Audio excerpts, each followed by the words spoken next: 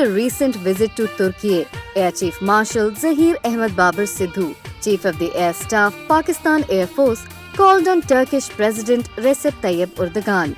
Upon his arrival, the Air Chief was received by the Turkish President at the Presidential Complex in Ankara. The meeting underscored a mutual commitment to enhance defense collaboration between the two nations. During the meeting, Chief of the Air Staff emphasized the shared values and aspirations that form the foundation of the deep-rooted brotherhood between Pakistan and Turkey.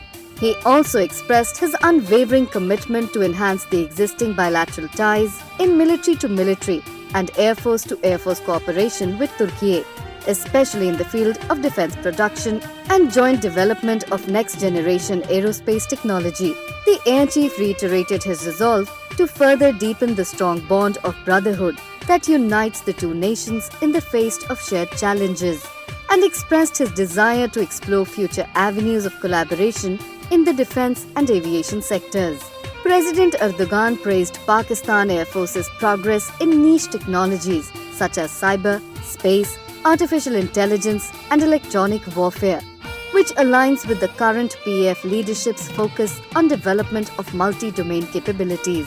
President Erdogan acknowledged the strides attained by Pakistan's aerospace industry in the domains of design, research, and software development capabilities over the past couple of years, and urged for a more significant work share in the software integration, design, and development of next-generation fighter program, codenamed Khan.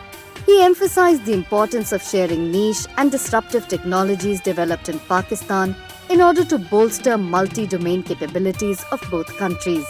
The Turkish president also expressed his desire that the existing Joint Working Group for Aerospace Industry Collaboration transitions from quarterly to monthly follow-ups, with a revitalized national-level framework set to be signed soon.